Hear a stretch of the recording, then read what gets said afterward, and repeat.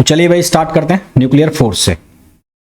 तो बात करें अगर न्यूक्लियर फोर्स की, तो बहुत ज़्यादा डेप्थ में तो मैं जाऊंगा नहीं, क्योंकि हम इसको फास्ट ट्रैक में कंप्लीट कर रहे हैं। बहुत ज़्यादा डेप्थ में जाएंगे तो इतना टाइम हमारे पास होगा नहीं।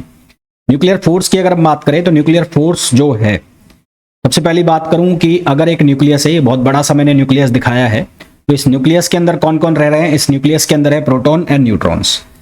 लेट सपोज ये जो है ये है प्रोटॉन्स, ये प्रोटॉन्स हैं और ये न्यूट्रॉन्स हैं। जो रेड वाले हैं ये है प्रोटॉन्स, और जो ये ब्लू वाले हैं या जो ब्लैक वाले हैं ये है कौन? ये है प्रोटॉन्स।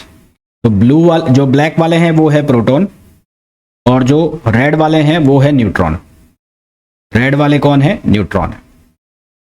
तो प्रोटॉन और प्रोटॉन, देखो फोर्स किस किस के बीच में लग सकता है? प्रोटॉन और न्यूट्रॉन के बीच में लग जाए, या न्यूट्रॉन न्यूट्रॉन के बीच में। एक बन जाए न्यूट्रॉन न्यूट्रॉन, एक बन जाए प्रोटॉन प्रोटॉन, और एक बन जाए क्या? प्रोटॉन और न्यूट्रॉन। एक बन जाए क्या? Proton neutron. तो ये जो है ये क्या बन रहा है? ये बन रहा है न्यूट्रॉन न्यूट्रॉन। ये क्या बन रहा है? ये बन रहा है प्रोटॉन प्रोटॉन, और ये क्या बन रहा है? प्रोटॉन और न्यूट्रॉन। अब क्योंकि न्यूट्रॉन जो है वो अनचार्ज पार्टिकल है, न्यूट्रॉन जो है वो अनचार्ज पार्टिकल है, ठीक है, अनचार्ज पार्टिकल है, और प्रोटॉन जो है वो चार्ज पार्टिकल है। प्रोटॉन जो है वो चार्ज पार्टिकल है। तो न्यूट्रॉन की वजह से तो इसके अंदर कोई फोर्स है नहीं, यहां पर एक इकलौता फोर्स है जो कि किसकी वजह से? Proton proton. तो प्रोटॉन प्रोटॉन के बीच में एक फोर्स आएगा जिसको हम कहेंगे कूलम फोर्स। हमें बहुत अच्छे से पता है, दो जब चार्ज पार्टिकल एक दूसरे के पास होते हैं तो उनके बीच में एक इलेक्ट्रिक फोर्स लगता है जिसको आप कूलम फोर्स भी कहते हैं। अगर ये दोनों सेम नेचर के होते हैं तो ये फोर्स जो होता है वो कैसा होता है? रिपल्सिव। अगर ये दोनों जो चार्ज हैं ये सेम नेचर के हो जाएं तो ये फोर्स कैसा हो जाएगा? रिपल्सिव हो जाएगा। तो इसका मतलब ये है कि न्यूट्रॉन का तो कोई एक्टिवली पार्टिसिपेशन है नहीं, तो प्रोटॉन प्रोटॉन के बीच में इलेक्ट्रोस्टैटिक फोर्स लग रहा है जो कि रिपल्सिव है, यानी कि ये इस न्यूक्लियस को तोड़ेगा। फिर भी ये जो न्यूक्लियस है ये इन न्यूक्लियॉन्स को बांधे हुए है। ये न्यूक्लियस जो है, इस ये न्यूक्लियस के अंदर जो न्यूक्लियॉन्स है वो बंधे हुए हैं।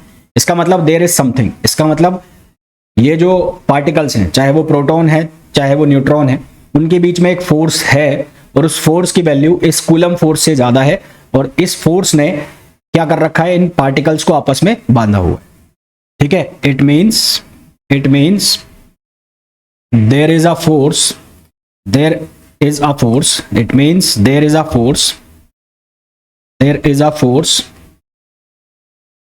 between particles या between nucleons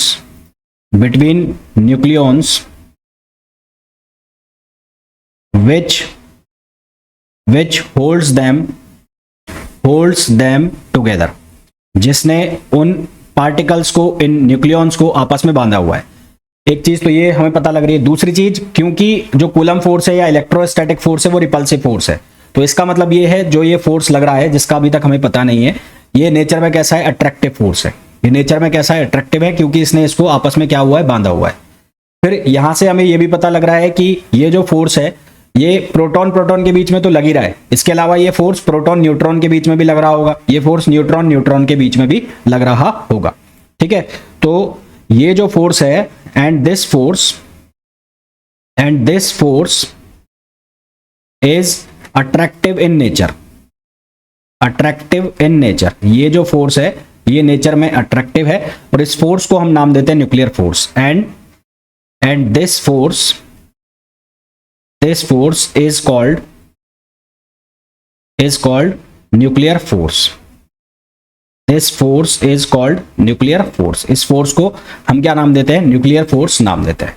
ये न्यूक्लियर फोर्स न्यूट्रॉन न्यूट्रॉन के बीच में भी लगेगा, ये न्यूक्लियर फोर्स प्रोटॉन प्रोटॉन के बीच में भी लगेगा, ये न्यूक्लियर फोर्स प्रोटॉन न्यूट्रॉन के बीच में भी लगेगा। अब न्यूक्लियर फोर्स में मैं आगे बढ़ूं उसके पहले हम बात कर लें कि बेसिक टाइप के जो फोर्स होते हैं वो 4 तरह के फोर्स होते हैं। तो 4 नेचर में there are 4 basic force, there are 4 type of basic force, 4 types of basic force in nature। उनमें से एक फोर्स होता है हमारे पास स्ट्रॉन्ग न्यूक्लियर फोर्स, एक होता है हमारे पास इलेक्ट्रोस्टैटिक फोर्स, इलेक्ट्रोस्टैटिक फोर्स, एक होता है हमारे पास वीक न्यूक्लियर फोर्स, एक होता है हमारे पास वीक न्यूक्लियर फोर्स, और एक होता है हमारे पास ग्रेविटेशन फोर्स। एक होता है हमारे पास कौन सा? Gravitation force. अब जो स्ट्रॉन्ग न्यूक्लियर फोर्स है और वीक न्यूक्लियर फोर्स है, ये न्यूक्लियर फोर्स के ही टाइप हैं। ये दोनों क्या है? Type of nuclear force, type of nuclear force. तो बेसिकली अगर देखा जाए तो तीन तरह के हो गए, एक हो गया न्यूक्लियर फोर्स, एक हो गया इलेक्ट्रोस्टैटिक, एक हो गया ग्रेविटेशन फोर्स। तो अगर इनकी स्ट्रेंथ की बात की जाए, स्ट्रेंथ की, तो स्ट्रेंथ की अगर हम बात करें तो सबसे ज्यादा जो स्ट्रॉन्ग फोर्स होते हैं वो होते हैं न्यूक्लियर फोर्स। इसको मैं FN से लिख रहा हूं, FN। FN का मतलब हो गया nuclear force. FN is greater than F electrostatic, is greater than F electrostatic, और ये ज्यादा होता है किससे? ग्रेविटेशन से। कितना ज्यादा होता है उसके बारे में भी हम डिस्कशन करेंगे। इसी तरह से अगर इन चारों को हम अरेंज करें डिक्रीजिंग ऑर्डर में, तो F strong nuclear greater than F electrostatic greater than F weak nuclear और ग्रेटर देन F ग्रेविटेशन। यानी कि जो ग्रेविटेशनल फोर्स है वो जो चारों बेसिक फोर्स है, जो चारों बेसिक फोर्स है उनमें सबसे वीक टाइप के जो फोर्स होते हैं वो ग्रेविटेशनल फोर्स होता है। सबसे स्ट्रॉन्ग टाइप के जो फोर्स होते हैं वो न्यूक्लियर फोर्स होते हैं। न्यूक्लियर फोर्स का जो कॉन्सेप्ट है वो अलग अलग साइंटिस्ट ने दिया, जैसे कि युकावा ने दिया, युकावा पोटेंशियल से वो निकाला गया, विग्नर ने दिया, है ना। उसके अलावा और बहुत सारे साइंटिस्ट हैं जिन्होंने न्यूक्लियर फोर्स का कॉन्सेप्ट दिया, पर हम उसके अंदर नहीं जाएंगे कि न्यूक्लियर फोर्स एक्सचेंज फोर्स है और ये सब बहुत डेप्थ में हम नहीं जाएंगे, क्योंकि इतना डेप्थ में हमें नहीं पूछा जाता है। तो यहां से हमने बात कर ली कि चार तरह के हमारे पास बेसिक फोर्स होते हैं और इसकी जो स्ट्रेंथ है वो उसको भी हमने देख लिया। अब अगर मैं बात करूं कि ये जो फोर्स है, जो न्यूक्लियर फोर्स की मैं बात कर रहा हूं, ये प्रोटॉन प्रोटॉन के बीच में भी लग रहा है, ये प्रोटॉन न्यूट्रॉन के बीच में भी लग रहा है, और ये न्यूट्रॉन न्यूट्रॉन के बीच में भी लग रहा है। तो इस न्यूक्लियर फोर्स को समझाने के लिए हमारे पास तीन तरह की स्कैटरिंग यूज होती है ना। तो टाइप ऑफ न्यूक्लियर फोर्स जो है उसको हम कैसे डिवाइड करते हैं? Type of nuclear force, type of nuclear force. तो इसके लिए हम एक लिखते हैं PP फोर्स। PP फोर्स मतलब जो किस किस के बीच में लग रहा है? प्रोटॉन प्रोटॉन के बीच में लग रहा है। एक होता है हमारे पास कौन सा? Proton neutron, proton neutron force. और एक होता है हमारे पास कौन सा? Neutron neutron force.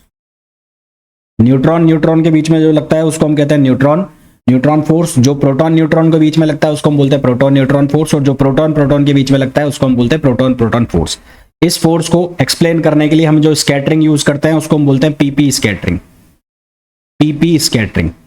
इसी तरह से इसके लिए जो स्कैटरिंग यूज की जाती है वो होती है PN स्कैटरिंग। स्कैटरिंग का मतलब है कोलिजन, PN कोलिजन। और इन दोनों के लिए कौन सी? Neutron neutron scattering, neutron neutron scattering. ये जो PP वाले फोर्स है, ये प्रोटॉन प्रोटॉन वाला फोर्स है, इसमें न्यूक्लियर फोर्स एक्टिव हो जाता है जब जो दो प्रोटॉन्स है उनके बीच की जो डिस्टेंस है वो 3 × 10⁻⁻15 के बीच का सेपरेशन होता है। ठीक है। होता क्या है? होता ये है कि अगर मैं प्रोटॉन प्रोटॉन स्कैटरिंग की बात कर रहा हूं तो प्रोटॉन प्रोटॉन स्कैटरिंग में क्या होता है कि इस तरह का एक डायग्राम बनता है। यहां पर आती है पोटेंशियल और यहां पर आता है सेपरेशन। जब मॉलिक्यूल्स के बीच के डिस्टेंस ज्यादा है, जब पार्टिकल्स के बीच के डिस्टेंस ज्यादा है, तो जो फोर्स रहता है वो नेचर में रहता है रिपल्सिव। जैसे जैसे ये एक दूसरे के पास आते हैं तो जो फोर्स है वो नेचर में क्या हो जाता है? अट्रैक्टिव फोर्स हो जाता है। तो एक पॉइंट होता है यहां पर, ये पॉइंट है, इस पॉइंट की जो डिस्टेंस है R इक्वल्स टू कितना है? 3 × 10⁻⁻5, 3 × 10⁻⁻15, 3 × 10⁻⁻5 है ये, 15 मीटर पर। यहां इसके आगे आगे जो फोर्स है ये कैसा है? रिपल्सिव है। और यहां पर आते ही जो फोर्स है वो कैसा हो जाता है? अट्रैक्टिव हो जाता है। यानी कि यहां पर वीक न्यूक्लियर फोर्स लग रहा है और यहां पर स्ट्रॉन्ग न्यूक्लियर फोर्स लग रहा है। इसका जो डायग्राम है वो इस तरह का बनता है, इस तरह का डायग्राम बनता है। और यहां पर ये इस तरह का डायग्राम बनता है पोटेंशियल का। ये पोटेंशियल का डायग्राम बन रहा है। पोटेंशियल क्या होता है? पोटेंशियल होता है KQ1 Q2 upon R, KQ1 Q2 upon R। जब R की वैल्यू ज्यादा होगी तो पोटेंशियल क्या होगा? कम होगा। पोटेंशियल कम होगा तो F बराबर क्या होता है? -dV/dr। F इक्वल्स टू क्या होता है? dV/dr। तो फोर्स की वैल्यू कम होगी तो रिपल्सिव फोर्स होगा। ठीक है। R की वैल्यू कम होती जाएगी, पोटेंशियल बढ़ेगा, पोटेंशियल बढ़ेगा तो फोर्स की वैल्यू क्या होती जाएगी? बढ़ती जाएगी। तो वो कौन सा हो जाएगा? अट्रैक्टिव पोटेंशियल हो जाएगा, अट्रैक्टिव फोर्स हो जाएगा। तो जब R की वैल्यू कम होगी तो वो अट्रैक्टिव पोटेंशियल होगा। ये पॉइंट जो है, जो जिसको मैं बोल रहा हूँ 3 × 10⁻⁻15 मीटर, इस सेपरेशन के ऊपर जो फोर्स है वो रिपल्सिव फोर्स से किस में बदल जाता है? अट्रैक्टिव फोर्स में बदल जाता है। तो प्रोटॉन प्रोटॉन स्कैटरिंग के अंदर, प्रोटॉन स्कैटरिंग के अंदर होता क्या है कि प्रोटॉन और प्रोटॉन के बीच में जो फोर्स लगता है ये कूलम फोर्स रहता है और इसकी रेंज कितनी रहती है? 3 × 10⁻⁻15। तो ये कौन सी स्कैटरिंग है? ये प्रोटॉन प्रोटॉन स्कैटरिंग का एग्जांपल है, डायग्राम में। इसी तरह से अगर मैं बात करूं प्रोटॉन न्यूट्रॉन स्कैटरिंग की, तो प्रोटॉन न्यूट्रॉन स्कैटरिंग में जो फोर्स है उसकी रेंज आती है 2 × 10⁻⁻15। ये रेंज कितनी है? 2 × 10⁻⁻15। इसके आगे ये क्या रहता है? रिपल्सिव। और इसके पहले ये क्या हो जाता है? कूलम फोर्स हो जाता है, अट्रैक्टिव फोर्स। इसके पहले ये कौन सा फोर्स हो जाता है? अट्रैक्टिव फोर्स हो जाता है। ठीक है, तो यहां पर जब सेपरेशन 2 × 10⁻⁻15 मीटर होता है तो उसके पहले तक तो ये रिपल्सिव फोर्स है, और उस तक उसके जैसे ये 2 × -15 मीटर को क्रॉस करता है ये किस में बदल जाता है? अट्रैक्टिव फोर्स में बदल जाता है। तो अगर इन तीनों में कंपेयर किया जाए कि सबसे ज्यादा स्ट्रॉन्ग किस में आएगा, तो सबसे ज्यादा स्ट्रॉन्ग आएगा इसमें पीपी में फोर्स सबसे ज्यादा स्ट्रॉन्ग होगा। फिर अगर हम बात करें पीएन में, और फिर अगर हम बात करें न्यूट्रॉन में। तो अगर न्यूक्लियर फोर्स की भी स्ट्रेंथ चेक करनी हो तीनों स्कैटरिंग के अंदर, तो सबसे ज्यादा स्ट्रेंथ आएगी किसके अंदर? पीपी के अंदर। फिर किसके आएगी अंदर? आएगी पीएन के अंदर। और फिर किसके अंदर आएगी? एनएन के अंदर आती है। ठीक है, तो ये तो बात हो गई किसकी? न्यूक्लियर फोर्स की। अब जो न्यूक्लियर फोर्स है उस न्यूक्लियर फोर्स की काफी सारी प्रॉपर्टीज होती है जो आपको याद रखनी है। न्यूक्लियर फोर्स की काफी सारी प्रॉपर्टीज है जो आपको याद रखनी है सीधी सीधी, और वो मैं सीधी सीधी लिख रहा हूं। सबसे पहला क्या होता है, मैं यहां लिख देता हूं properties of nuclear force. Properties of nuclear force, of nuclear force. तो प्रॉपर्टीज ऑफ न्यूक्लियर फोर्स में सबसे पहला क्या होता है कि जो न्यूक्लियर फोर्स है वो शॉर्ट रेंज फोर्स होता है। Nuclear force or forces are short range force. Nuclear force हैं जो शॉर्ट रेंज फोर्स होते हैं, यानी कि शॉर्ट रेंज तक ही ये अपने आसपास के जो पार्टिकल्स है उनके ऊपर लगे रहते हैं। जैसे जैसे इनके बीच का सेपरेशन बढ़ता है तो ये वैनिश होते जाते हैं, यानी कि खत्म होते जाते हैं। तो ये इफेक्टिव रहते हैं, इफेक्टिव। ये जो न्यूक्लियर फोर्स है ये इफेक्टिव रहते हैं, effective up to 2.2 fermi distance, and beyond that, beyond 2.2 Fermi, they start to weak, ये कमजोर होने लग जाते हैं, यानी कि ये वीक न्यूक्लियर फोर्स में बदलते हैं। And after 4.2 Fermi they vanish. 4.2 Fermi के बाद ये क्या हो जाता है? वैनिश। वैनिश का मतलब है खत्म हो जाते हैं। तो न्यूक्लियर फोर्स जो है वो शॉर्ट रेंज फोर्स होता है। कौन से फोर्स होते हैं? शॉर्ट रेंज फोर्स होते हैं, और रेंज मैंने बता दी कितनी? 2.2 फर्मी तक होते हैं। फिर दूसरा आता है nuclear forces are charge independent. ये चार्ज इंडिपेंडेंट होते हैं। चार्ज इंडिपेंडेंट मैंने आपको बताया कि ये प्रोटॉन और प्रोटॉन के बीच में भी लग रहे हैं, ये न्यूट्रॉन के बीच में भी लग रहे हैं, और ये न्यूट्रॉन और प्रोटॉन के बीच में भी लग रहे हैं। हालांकि इसको प्रूफ करने के लिए कि चार्ज इंडिपेंडेंट होते हैं, इसके लिए एग्जांपल लिया जाता है 1H3 का और 2He3 का एग्जांपल लिया जाता है, जहां पर जो दोनों की बाइंडिंग एनर्जी है उनको कंपेयर किया जाता है। फिर बाइंडिंग एनर्जी को जब कंपेयर किया जाता है तो ये देखा जाता है कि उनकी बाइंडिंग एनर्जी के बीच में बहुत ज्यादा डिफरेंस नहीं आ रहा है, इसलिए ऐसा पता लगता है वहां से कि ये दोनों जो न्यूक्लियर फोर्स हैं वो चार्ज इंडिपेंडेंट होते हैं। तो हमें वो इसको चार्ज इंडिपेंडेंसी को प्रूफ करने के लिए ऐसा एक्सप्लेन करने की जरूरत नहीं है, फिर भी मैं लिख देता हूं कि इसके एविडेंस में कि चार्ज इंडिपेंडेंट होते हैं। यहां पर एग्जांपल लिया जाता है किसका? 1H3 का। 1H3 और 2He3 का एग्जांपल लिया जाता है। तो 1H3 का मतलब हो गया कि नंबर ऑफ न्यूट्रॉन्स कितने हैं? 2 हैं, 2 न्यूट्रॉन है और 1 प्रोटॉन है। और यहां पर 1 न्यूट्रॉन है और 2 प्रोटॉन है। तो यहां पर क्या बनेगा? एक तो बनेगा प्रोटॉन न्यूट्रॉन, एक बनेगा प्रोटॉन न्यूट्रॉन, और एक बनेगा न्यूट्रॉन न्यूट्रॉन। यहां पर 1 प्रोटॉन है और 2 न्यूट्रॉन है। तो क्या क्या कॉम्बिनेशन बनेंगे? यहां पर कॉम्बिनेशन बन रहा होगा 2 न्यूट्रॉन का। देखो इस तरह का कॉम्बिनेशन बनेगा, न्यूट्रॉन न्यूट्रॉन और एक हो गया प्रोटॉन, ऐसे बन गया। ठीक है, तो एक प्रोटॉन न्यूट्रॉन, तो यहां हो गए दो प्रोटॉन न्यूट्रॉन और एक न्यूट्रॉन न्यूट्रॉन। इसी तरह से यहां पर एक प्रोटॉन प्रोटॉन और एक हो गया न्यूट्रॉन, तो प्रोटॉन प्रोटॉन और एक हो गया न्यूट्रॉन, तो दो तो प्रोटॉन न्यूट्रॉन हो गए और एक क्या हो गया प्रोटॉन प्रोटॉन, ये तो बराबर हो गए ये दोनों। अब यहां पर प्रोटॉन प्रोटॉन स्कैटरिंग और यहां पर न्यूट्रॉन न्यूट्रॉन स्कैटरिंग। तो अब इसकी मैं बाइंडिंग एनर्जी लिखता हूं, इसकी 2He3 की, तो 2He3 की जो बाइंडिंग एनर्जी आती है, 2He3 की जो बाइंडिंग एनर्जी आती है वो इसकी बाइंडिंग एनर्जी आती है 7.7 मेगा इलेक्ट्रॉन वोल्ट, और जो 1H3 की बाइंडिंग एनर्जी आती है वो आती है 8.5 मेगा इलेक्ट्रॉन वोल्ट। इन दोनों का डिफरेंस जब निकाला जाता है तो वो डिफरेंस एक से भी कम आ रहा है, वो आ रहा है अप्रोक्सीमेटली 0.8 मेगा इलेक्ट्रॉन वोल्ट, जिसको हम नेग्लेक्ट कर देते हैं, और नेग्लेक्ट कर देते हैं तो यहां से ये न्यूट्रॉन न्यूट्रॉन स्कैटरिंग या न्यूट्रॉन न्यूट्रॉन के बीच का फोर्स और ये प्रोटॉन प्रोटॉन के बीच का फोर्स लगभग क्या हो जाता है, बराबर हो जाता है। तो ये इस बात का एविडेंस है कि जो न्यूक्लियर फोर्स है वो चार्ज इंडिपेंडेंट होते हैं। थर्ड पॉइंट आता है, जो न्यूक्लियर फोर्स हैं वो स्पिन डिपेंडेंट होते हैं। Nuclear forces are spin dependent. ये क्या होता है, स्पिन डिपेंडेंट होता है। स्पिन डिपेंडेंट का मतलब क्या हो गया कि एक है हमारे पास अप स्पिन, है ना, अगर अप स्पिन है, दोनों अप स्पिन है, तो यहां पर न्यूक्लियर फोर्स क्या होंगे, ज्यादा होंगे। यहां पर न्यूक्लियर फोर्स की वैल्यू ज्यादा होगी किससे, अगर मैं दोनों डाउन स्पिन कर दूं, दोनों क्या कर दूं, डाउन स्पिन कर देता हूं, तो न्यूक्लियर फोर्स की वैल्यू इसमें क्या होगी, ज्यादा होगी। डाउन स्पिन कर दूं, या फिर मैं कैसे कर दूं, एंटी पैरेलल कर दूं, एंटी पैरेलल कर दूं तो भी न्यूक्लियर फोर्स की वैल्यू क्या होगी, ज्यादा होगी। तो न्यूक्लियर जो फोर्सेस है वो क्या होते हैं, स्पिन डिपेंडेंट होते हैं। ठीक, फिर फोर्थ पॉइंट आता है कि जो न्यूक्लियर फोर्स है वो स्ट्रॉन्गेस्ट फोर्स होता है। न्यूक्लियर फोर्सेस आर स्ट्रॉन्गेस्ट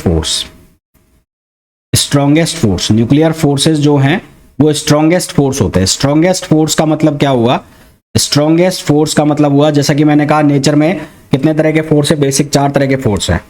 तो सबसे ज्यादा स्ट्रॉन्ग न्यूक्लियर फोर्स, फिर इलेक्ट्रोस्टैटिक, फिर वीक न्यूक्लियर, फिर ग्रेविटेशन। तो अगर मैं कहूं कि न्यूक्लियर फोर्स और इलेक्ट्रोस्टैटिक फोर्स को कंपेयर करना हो, तो न्यूक्लियर फोर्स 100 टाइम स्ट्रॉन्ग होता है किससे, इलेक्ट्रिक फोर्स से।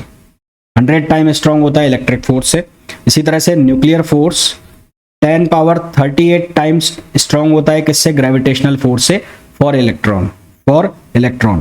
और ये किसके लिए, फॉर न्यूट्रॉन। और अगर इलेक्ट्रॉन के लिए निकाले तो इलेक्ट्रॉन के लिए आएगा 10 पावर 36 ऑफ क्या, ये ग्रेविटेशन फोर्स है। तो ये किसके लिए है, अगर जो पार्टिकल है वो इलेक्ट्रॉन है, पार्टिकल इलेक्ट्रॉन है, तो उस केस में जो हमारे पास इलेक्ट्रिक फील्ड, मैं वापस लिखता हूं, इसको यहां लिख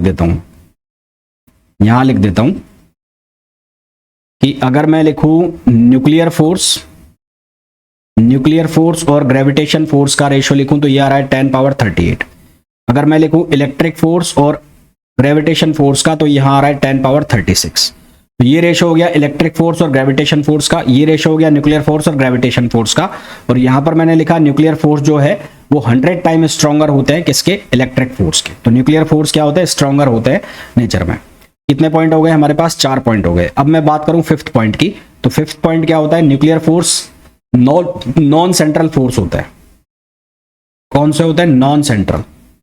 ठीक है, न्यूक्लियर फोर्स क्या होता है, नॉन सेंट्रल होता है। इस बात का एविडेंस ये है कि न्यूक्लियर फोर्स जो है उसकी वजह से टॉर्क जनरेट होता है, उसकी वजह से एंगुलर मोमेंटम आता है, जबकि जो सेंट्रल फोर्स होगा उसकी डायरेक्शन हमेशा उस पॉइंट की तरफ होगी जिसके अबाउट एक्सिस रोटेट कर रहा है। तो सेंट्रल फोर्स जो भी होंगे उसकी वजह से कभी भी जो है टॉर्क नहीं आता। जैसे इलेक्ट्रिक फोर्स है, ग्रेविटेशनल फोर्स है, सेंट्रल फोर्स होता है। इलेक्ट्रिक फोर्स, ग्रेविटेशनल फोर्स, ये सेंट्रल फोर्स होता है, जबकि जो न्यूक्लियर फोर्स है वो नॉन सेंट्रल फोर्स होता है। क्यों, क्योंकि नॉन सेंट्रल फोर्स है तो ये उस प्लेन में नहीं लग रहा है। पहली बात तो उस प्लेन से बाहर भी जा सकता है जिस प्लेन में रोटेशन चल रहा है, और क्योंकि ये इसकी वजह से टॉर्क आता है, क्योंकि टाउ इक्वल्स टू होता है डीएल अपॉन dt, तो इसकी वजह से टॉर्क आएगा। और जब टॉर्क अगर इस जिसकी चीज की वजह से आ रहा है तो इसका मतलब वो नॉन सेंट्रल है, सेंट्रल फोर्स की वजह से टॉर्क नहीं आएगा, क्योंकि उसकी वजह से rate of change of momentum कितना हो जाता है, 0 हो जाता है। फिर उसके बाद हम बात करें तो न्यूक्लियर फोर्स एक्सचेंज फोर्स होते हैं। नेक्स्ट पॉइंट की अगर हम बात करें तो न्यूक्लियर फोर्स नॉन सेंट्रल हो गए, ये लिख दिया मैंने पांचवा पॉइंट। स्पिन डिपेंडेंट लिख दिया मैंने, सैचुरेटेड 6 पॉइंट है, न्यूक्लियर फोर्स सैचुरेटेड होते हैं। Nuclear forces are saturated force, forces are saturated. अब ये सैचुरेटेड का जो कंसेप्ट है मैं आपको बता चुका हूं बाइंडिंग एनर्जी पर न्यूक्लियन वाले कंसेप्ट से, कि किसके प्रोपोर्शनल होते हैं, A-1, जो कि क्या शो करता है कि न्यूक्लियर फोर्स सैचुरेटेड फोर्स होते हैं। 7th जो हमारे पास पॉइंट आ जाता है वो आ जाता है कि न्यूक्लियर फोर्स एक्सचेंज फोर्स होते हैं। Nuclear force are exchange force, nuclear force are exchange force according to scientist Yukawa, according to scientist Yukawa, nuclear force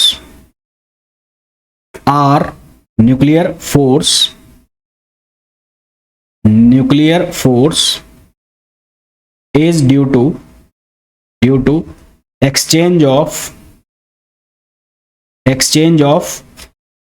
pi meson particle, ठीक है। और based on concept of dog bone analogy, based on concept of dog bone analogy. अब ये dog bone analogy क्या है, जिस तरह से दो कुत्तों के बीच में हड्डी डाल दें तो वो हड्डी की तरह लिए लड़ते हैं। हड्डी का एक एंड एक कुत्ते के मुंह में होता है और हड्डी का एक एंड दूसरे कुत्ते के मुंह में होता है। ये बहुत मुश्किल से होता है कि एक छुड़ा के दूसरे से भाग जाए, यानी कि दोनों के बीच में वो एक्सचेंज होता रहता है। तो ठीक, और जैसे इसको आप ऐसे भी समझ सकते हो, जिस तरह से हम बैडमिंटन खेलते हैं तो शटल जो है पॉक, वो दोनों साइड जाती रहती है, किसी भी एक साइड वो रुक गई तो वो आउट हो जाएगा, तो वो दोनों के बीच में घूमती रहती है। तो इसी तरह से जो पाई मिसोन है वो दोनों, चाहे वो प्रोटॉन है, चाहे वो न्यूट्रॉन है, और चाहे वो प्रोटॉन न्यूट्रॉन है, उन दोनों के बीच में लगातार क्या हो रहा है, घूम रहा है। तो पाई मिसोन पार्टिकल है जो दोनों के बीच में लगातार जा रहा है। कभी वो प्रोटॉन से न्यूट्रॉन पे जा रहा है, कभी वो न्यूट्रॉन से प्रोटॉन में, या कभी वो न्यूट्रॉन से न्यूट्रॉन में, न्यूट्रॉन से न्यूट्रॉन में, कभी वो प्रोटॉन से प्रोटॉन में। तो वो इस तरह से उसका लगातार एक्सचेंज हो रहा है, इस तरह से लगातार एक्सचेंज हो रहा है। तुम दोनों ने एक दूसरे को बांध के पकड़ा हुआ है, जिस तरह से दोनों कुत्तों ने हड्डी को अपने मुंह में पकड़ा हुआ है, तो वो स्ट्रांगली एक दूसरे से बंधे हुए हैं। तो वही एनालॉगी को यहाँ पर कंसेप्ट बनाकर बताया जाता है। तो पाई जो मिसोन है 3 तरह के होते हैं। पाई मिसोन जो पार्टिकल्स हैं, एक हो गया पाई प्लस होता है, एक होता है पाई नॉट, और एक होता है पाई माइनस, ठीक है। अब ये एनालॉगी किस तरह से होती है कि कंजर्वेशन होता है चार्ज का, कंजर्वेशन होता है किसका, चार्ज का। कंजर्वेशन ऑफ चार्ज यहां पर आपको लगाना पड़ेगा, यानी कि अगर आप P को न्यूट्रॉन में कन्वर्ट कर रहे हो, प्रोटॉन को न्यूट्रॉन में, तो प्रोटॉन का चार्ज कितना है 1, न्यूट्रॉन का चार्ज कितना 0, तो यहां पर क्या आ जाएगा, पाई प्लस आएगा, क्या आ जाएगा, पाई प्लस आएगा। इसी तरह से आप न्यूट्रॉन को कन्वर्ट कर रहे हो किसमें, प्रोटॉन में, तो न्यूट्रॉन का चार्ज कितना है 0 और यहां पर है 1, तो यहां पर आप क्या लिखोगे, पाई माइनस लिखोगे। इसी तरह से अगर आप न्यूट्रॉन को न्यूट्रॉन के बीच में कर रहे हो तो यहां पर क्या आएगा, पाई नॉट। इसको आप ऐसे भी लिख सकते हो कि P प्लस पाई माइनस, इसको आप ऐसे भी लिख सकते हो कि P प्लस पाई माइनस, और ये क्या बन गया, न्यूट्रॉन बन गया। इसी तरह से यहां आप ऐसे भी लिख सकते हो N पाई प्लस, और ये क्या बन गया, प्रोटॉन बन गया, ठीक है। और यहां पर भी आप ऐसे लिख सकते हो प्रोटॉन और प्लस पाई 0, या proton plus pi naught with tends to pi. तो ये सारे यहां पर जितने भी आप कंजर्व ये रिएक्शंस देखेंगे, जितने भी आप एनालॉगी देख रहे हैं, इन सब में चार्ज कंजर्वेशन होना जरूरी है। जितना चार्ज LHS पर है उतना ही चार्ज कहां पर होना चाहिए, RHS पे होना चाहिए, ठीक है। तो ये तो बात हो गई किसकी, न्यूक्लियर फोर्स की। तो न्यूक्लियर फोर्स से क्वेश्चन कैसे पूछे जाते हैं, इसकी प्रॉपर्टीज के ऊपर ज्यादा क्वेश्चन पूछे जाते हैं। अब कुछ क्वेश्चन करते हैं, फिर उसके बाद हम बात करेंगे किसकी, न्यूट्रॉन की। तो क्वेश्चन में जैसे पहला क्वेश्चन है उसमें बोला गया the stability of nucleus is decided by it's, nucleus की जो स्टेबिलिटी है वो किससे डिसाइड की जाती है, नंबर ऑफ प्रोटॉन से, नंबर ऑफ न्यूक्लियॉन से, बाइंडिंग एनर्जी पर न्यूक्लियॉन से, या बाइंडिंग एनर्जी से, ठीक। न्यूक्लियर की जो स्टेबिलिटी है वो किससे डिसाइड की जाती है, तो स्टेबिलिटी के लिए हमारे पास क्या होता है, बाइंडिंग एनर्जी पर न्यूक्लियन से हम इसको डिसाइड करते हैं। बाइंडिंग एनर्जी पर न्यूक्लियन जितना ज़्यादा होगा वो उसकी न्यूक्लियर की जो स्टेबिलिटी है वो उतनी ज़्यादा होगी। तो हमारे पास इसका सही आंसर क्या आ जाएगा, सी आ जाएगा। Next question, the amount of 1 milligram of matter converted into energy. 1 milligram, पहले 1 मिलीग्राम को किलोग्राम में बदलो, तो 1 मिलीग्राम को पहले मैं ग्राम में बदलता हूं, तो ये लिखा जाएगा 1 × 10⁻³ ग्राम। फिर उसके बाद इसको किलोग्राम में बदलो तो 1 × 10⁻6 किलोग्राम हो जाएगा। अब E इक्वल्स टू क्या होता है, mc² होता है। तो ये हो गया 1 × 10⁻6 इंटू C की वैल्यू लिख दी मैंने 3 × 10⁸ और उसका हो जाएगा स्क्वायर। तो यहां से जब हम इसको सॉल्व करेंगे तो हमारे पास आंसर आएगा 3 3 = 9, 8 2 = 16, तो 9 × 10⁻10, तो 9 × 10⁻10 जूल। ये हमारे पास क्या आ जाएगी, एनर्जी आ जाएगी, जो कि डी ऑप्शन हो जाएगा। फिर हमें पूछा है heavy stable nuclei have more neutrons. Heavy stable nuclei have more neutrons than protons, this is because, कल मैंने आपको बताया था जब हमने N/Z एनालिसिस देखा था, मैंने कहा था अगर नंबर ऑफ Z ज्यादा हो जाते हैं तो इलेक्ट्रोस्टैटिक फोर्स की वैल्यू ज्यादा हो जाएगी, जो कि न्यूक्लियस की स्टेबिलिटी को कम करेगी, वो उसको तोड़ देगा। तो अगर जो हैवी न्यूक्लियाई है उसमें नंबर ऑफ न्यूट्रॉन्स ज्यादा होंगे तो वो स्टेबिलिटी अच्छी लेगा बजाय कि नंबर ऑफ प्रोटॉन्स ज्यादा होने के। तो इसका सही आंसर क्या आएगा, electrostatic force between proton are repulsive. तो हमारे पास सही आंसर क्या आ जाएगा, बी आ जाएगा। नेक्स्ट क्वेश्चन पे आइए।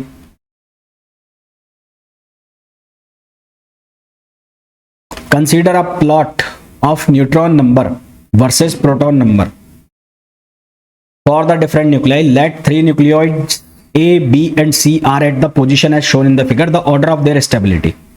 हमने स्टेबिलिटी की जो लाइन ड्रॉ की थी वो इस तरह से ड्रॉ की थी, यहां पर N = Z था और इसके ऊपर एक लाइन जा रही थी ऐसे। इस लाइन के ऊपर जो होंगे वो ज्यादा स्टेबल होंगे और इस लाइन के नीचे जो होंगे वो कम स्टेबल होंगे, यानी कि इन तीनों में सबसे ज्यादा स्टेबल कौन होगा, B। सबसे ज्यादा स्टेबल कौन होगा, B होगा। फिर उसके बाद स्टेबल कौन होगा, A होगा, और फिर उसके बाद स्टेबल कौन होगा, C होगा। यानी कि सही आंसर हमारे पास क्या आ जाएगा, C आ जाएगा। MP and Mn are masses of proton and neutron respectively at rest if they combine to form deuteron nucleus। इन दोनों को कंबाइन करके क्या बनाया जाता है, ड्यूट्रॉन न्यूक्लियस बनाया जाता है।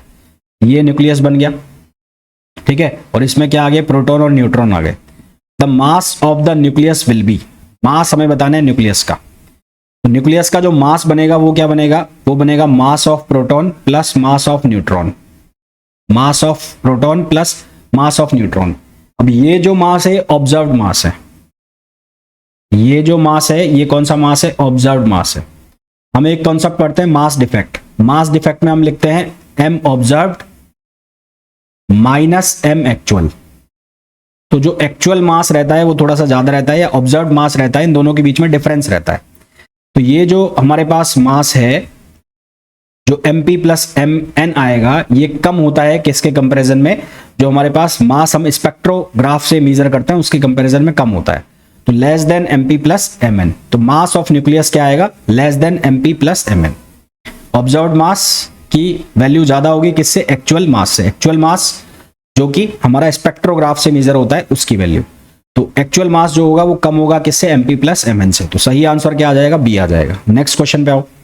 The binding energy of deuteron is 2.2 mega electron volt and that of 2He4 is 28 mega electron volt. If the two deuterons are used to form 1 2He4 then the energy released. तो दो deuteron है 1H2 और 1H2, इनको मिलाकर क्या बनाया, 2He4 बनाया और रिलीज क्या हुई, एनर्जी। तो ये एनर्जी आपको निकालनी है। तो ये एनर्जी आप कैसे निकालेंगे, ये जो एनर्जी है ये किसके बराबर होगी, ये बराबर होगी 2He4 की एनर्जी माइनस 2 × 1H2 की एनर्जी, क्योंकि ये 2 है। तो एनर्जी 2He4 की कितनी रखी, 28, तो ये आ गया 28 माइनस ये कितना हो जाएगा, 2 × कितना हो जाएगा, 2.2, 2 × 2.2। तो यहां से 28 माइनस ये कितना हो जाएगा, 4.4, तो ये बच जाएगा 23.6। तो आंसर आ जाएगा 23.6 मेगा इलेक्ट्रॉन वोल्ट। तो आंसर हमारे पास आ जाएगा 23.6 mega electron volt. Next question, is a non central force. तो न्यूक्लियर फोर्स जो है वो नॉन सेंट्रल होता है, इलेक्ट्रोस्टैटिक फोर्स सेंट्रल होता है, स्प्रिंग फोर्स सेंट्रल होता है, ग्रेविटेशनल फोर्स सेंट्रल फोर्स होता है। विच of the following statement is correct? Nuclear force is weaker then electromagnetic force, ये गलत है। Nuclear forces is independent of charge, बिल्कुल सही है। Nuclear force is weaker then gravitational force, गलत है। तो सही आंसर क्या आ गया? बी आ गया, nuclear force is independent of charge. Next, which of the following best define nuclear force? Repulsion between proton and neutron, नहीं। The attraction between proton and electron, the attraction between electron and neutron, ये तो electron वाले तो वैसे ही गलत हो गए। The attraction between proton and neutron, the attraction between proton and neutrons, ये दोनों सेम ही है। The attraction between proton and neutrons, the attraction between proton and neutrons, ये दोनों सेम ही लिखे हुए हैं ऑप्शन। अच्छा, ये दोनों ही सेम ऑप्शन है, हाँ। तो सही आंसर हमारा क्या आ जाएगा? डी आ जाएगा। इलेक्ट्रॉन वाले तो वैसे ही कट हो गए। तो न्यूक्लियर फोर्स क्या होता है? अट्रैक्शन फोर्स होते हैं। तो हमारे पास जो सही आंसर आ जाएगा वो अट्रैक्शन वाला आ जाएगा। ध्यान रहे गलती से इलेक्ट्रॉन मत लगा देना। अब बात करते हैं हम ड्यूट्रॉन की। तो ड्यूट्रॉन के सिर्फ आपको प्रॉपर्टीज याद रखनी है, बहुत ज्यादा डेप्थ में नहीं जाना है कि इसका आपने मैग्नेटिक मोमेंट कैसे निकाला, आपने इसका क्वाड्रिपोल मोमेंट कैसे निकाला, इसके अंदर नहीं घुसना है आपको। तो बाइंडिंग एनर्जी जो होती है ड्यूट्रॉन की वो होती है 2.245 mega electron volt, 2.245 mega electron volt, 2245। Binding energy per nucleon जो निकाला जाता है ड्यूट्रॉन का, उसके लिए मैंने एटॉमिक मास से मल्टीप्लाई किया। तो एटॉमिक मास ड्यूट्रॉन का कितना है? 2, तो 2 से डिवाइड कर दिया तो हमारे पास क्या बना? 1.1122, ये मेगा इलेक्ट्रॉन वोल्ट। रेडियस जो होती है ड्यूट्रॉन की 1.96 फर्मी। चार्ज होगा इसका प्लस ई। स्पिन पैरिटी जो होती है इसकी 1+, यानी कि इवन पैरिटी होती है। ये ध्यान रखना, मोस्ट इंपॉर्टेंट है। ये मोस्ट इंपॉर्टेंट है कि जो ड्यूट्रॉन है, ड्यूट्रॉन की पैरिटी क्या होती है? तो पैरिटी होती है इसकी इवन, है ना, इवन होती है। और स्पिन क्या होती है? 1 होती है, 1 स्पिन पैरिटी। तो जे पाई से डिनोट किया जाता है। तो जे हो गया स्पिन और पैरिटी हो गई पाई। तो 1+, प्लस का मतलब हो गया इवन, और स्पिन कितनी हो गई? 1। आइसो स्पिन होता है इसका 0, आइसो स्पिन होता है इसका 0, याद रख लेना, आइसो स्पिन होता है इसका 0। इलेक्ट्रिक क्वाड्रिपोल मोमेंट इसका हालांकि कोई पूछेगा नहीं। 0.289 जो है वो होता है electric charge into metre square, ये इसकी यूनिट है। इसकी यूनिट बर्न भी हो सकती है और इसको शेल मॉडल से फाइंड आउट नहीं करता है, ठीक है। इलेक्ट्रिक क्वाड्रिपोल मोमेंट जो न्यूट्रॉन का निकलता है उसको शेल मॉडल से हम फाइंड आउट नहीं करते हैं।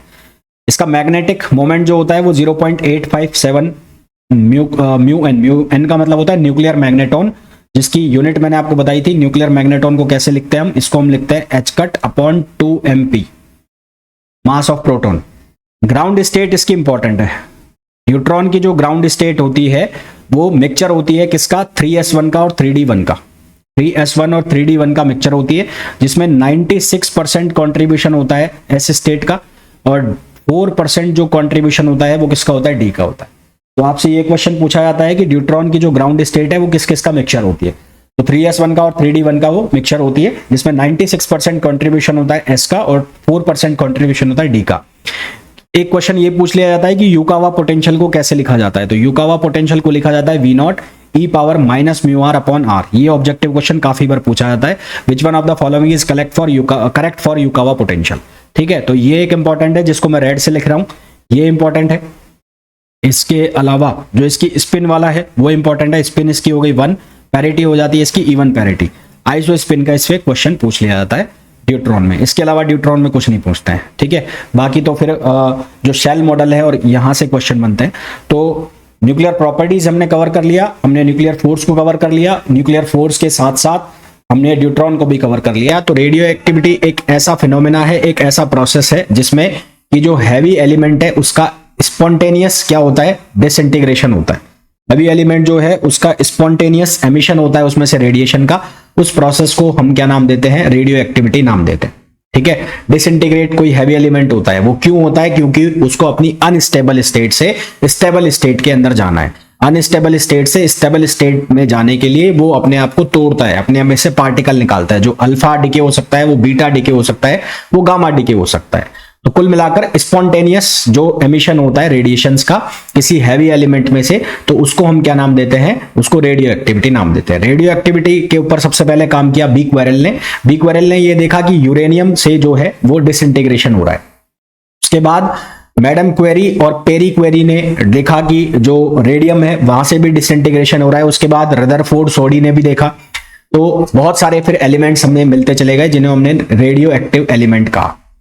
कोई भी जो न्यूक्लियाई है जिसका एटॉमिक नंबर जो है 83 से ऊपर है। 83 से अबव वाले जितने भी न्यूक्लियाई हैं वो सारे के सारे क्या होते हैं, वो रेडियो एक्टिव एलिमेंट होते हैं, यानी कि उनका रेडियो एक्टिव डिके हो सकता है। ये जो मैंने बोला है बीक्वेरल, ये मैंने जो बोला है क्यूरी, मैंने जो बोला है रदरफोर्ड, ये सारे के सारे यूनिट भी बनती है किसकी, रेडियो एक्टिविटी की। तो मैं लिख देता हूं कि सबसे पहले तो रेडियो एक्टिविटी है क्या।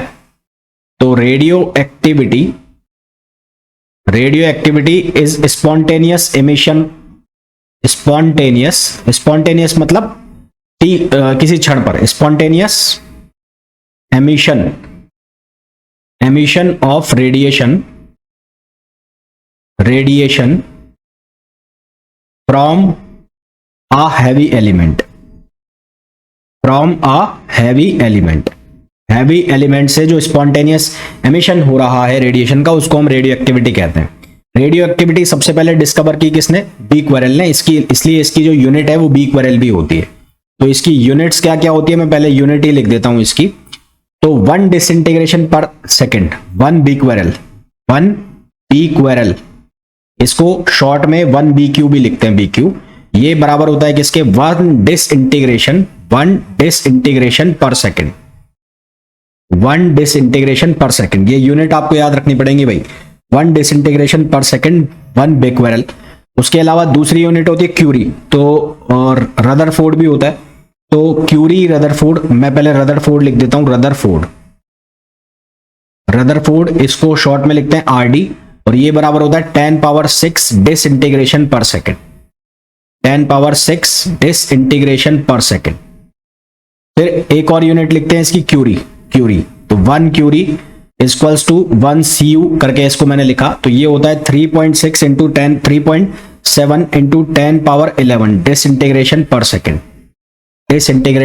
सेकेंड, कई बार आपसे पूछ लिया जाता है कि मिली क्यूरी और जो रदरफोर्ड है उसमें क्या रिलेशन होता है। तो 1 मिली क्यूरी इक्वल्स टू होता है 37 रदरफोर्ड। ये यूनिट्स के ऊपर आपसे कई बार क्वेश्चन पूछ लिए जाते हैं, तो ये यूनिट का आपको विशेष ध्यान रखना है। तो रेडियो एक्टिविटी क्या होती है ये हमने देख लिया। फिर इसके बाद हमने इसकी यूनिट देख ली।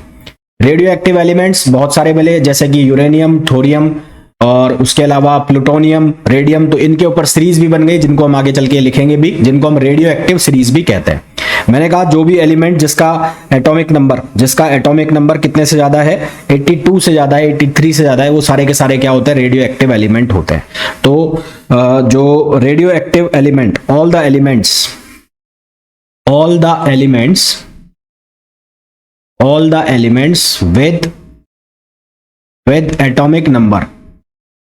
with atomic number greater than 82 are naturally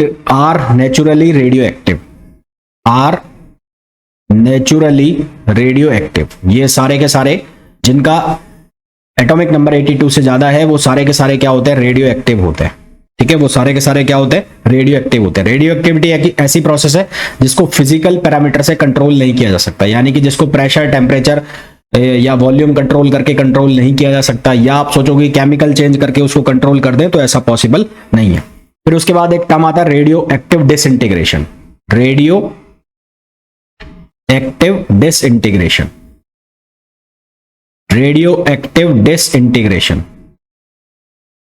तो रेडियो एक्टिव डिसइंटीग्रेशन के लिए यहां पर एक फॉर्मूला चलता है रदरफोर्ड एंड सोडी का। तो according to Rutherford end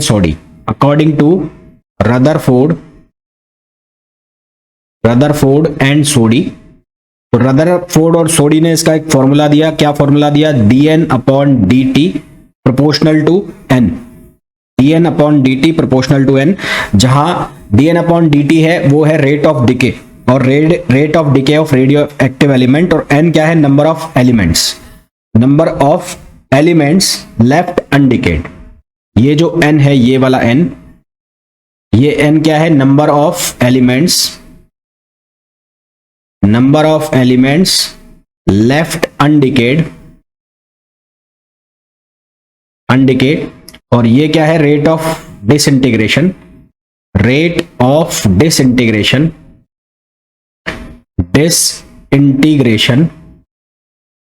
of radio active element, of radio active element.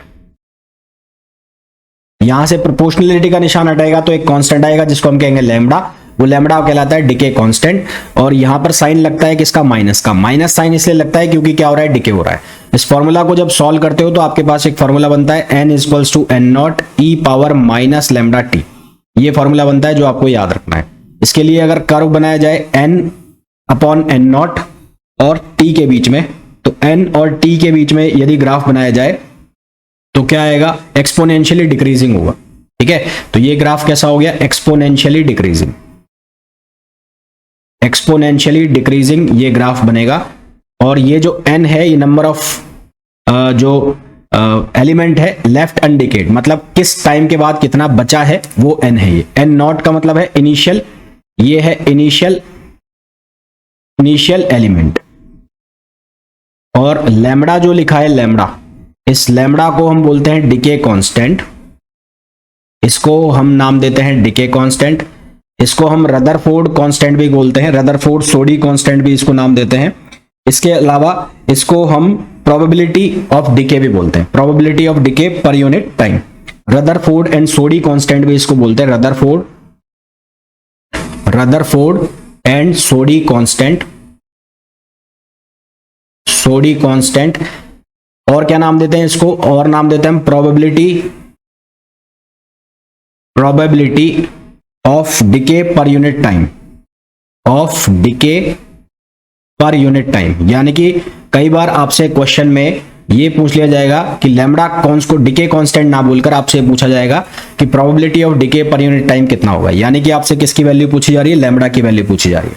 Lambda depend करेगा nature of radio active element पर। ठीक है, lambda depends on nature of radio active element, nature of radio active element. ये depend करेगा nature of radio active element पर। ये time पर, temperature पर, इन चीजों पर डिपेंड नहीं करेगा। किसकी मैं बात कर रहा हूं, लैम्बडा की बात कर रहा हूं। ठीक है, तो यहां से हमारे पास फॉर्मूला बन गया n equals to N nought e power minus lambda t. इसके बाद एक चीज आती है इसमें जिसको हम बोलते हैं एक्टिविटी। एक्टिविटी क्या होता है, a से लिखते हैं हम इसको, और a जो है वो किसके इक्वल होता है, dn अपॉन dt, और dn अपॉन dt किसके बराबर होता है, लैम्बडा n। तो a इक्वल्स टू क्या हो जाता है, लैम्बडा n होता है। इसको हम बोलते हैं एक्टिविटी। ठीक है, इसको हम क्या बोलते हैं, एक्टिविटी बोलते हैं। और यहां से हमारे पास जो फॉर्मूला है वो बन जाता है a equals to A nought e power minus lambda T.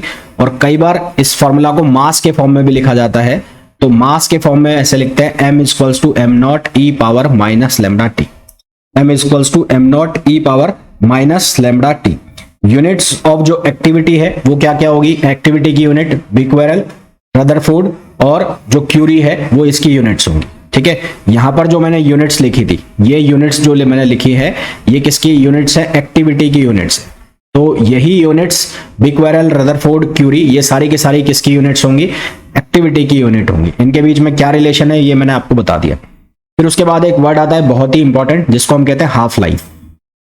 T half से इसको लिखते हैं half life. Half life, half life का मतलब क्या होता है, वो टाइम जिसके बाद जो नंबर ऑफ न्यूक्लियाई जो अनडिकेड बचे हैं वो इनिशियल अमाउंट का हाफ हो जाए। यानी कि when n equals to n nought by 2, n की वैल्यू n नॉट बाई 2 हो जाए तो उस केस में जो t है वो क्या बन जाता है, t हाफ बन जाता है। कहने का मेरा मतलब यह है कि आपके पास जो फॉर्मूला लिखा हुआ है n equals to N nought e power minus lambda t लिखा हुआ है, अगर मैं इसको लिख दूं n नॉट बाई 2 और ये कितना हो गया, n not e power minus lambda T, तो यहाँ n नॉट से n नॉट कैंसिल आउट हो गया, तो ये बचेगा हमारे पास e power minus lambda T 1/2, है ना। क्या बचेगा, 1/2। दोनों साइड अगर मैं लॉग लेता हूं तो ये बन जाएगा लैम्बडा टी, e के बेस पर लेता हूं तो ये बनेगा लैम्बडा टी, और ये बन जाएगा लॉग e के बेस पर 2। ठीक, तो यहां से हमारे पास t की जो वैल्यू आएगी वो आएगी log e2 अपॉन लैम्बडा। तो ये जो t है, ये वाला t, ये कहलाएगा t हाफ। तो t हाफ की जो वैल्यू हो गई वो हो गई log e के बेस पर है 2 और अपॉन लैम्बडा। और यदि मैं e की वैल्यू को बाहर निकालकर और 2 की वैल्यू से लिखूं तो इसको आप ऐसे भी लिख सकते हैं, t half equals to 0.693 upon lambda. तो यहां से आप देख रहे हैं कि जो ये हाफ लाइफ है ये डिपेंड कर रही है ओनली केवल किसके ऊपर, डीके कांस्टेंट के ऊपर। ठीक है, तो हाफ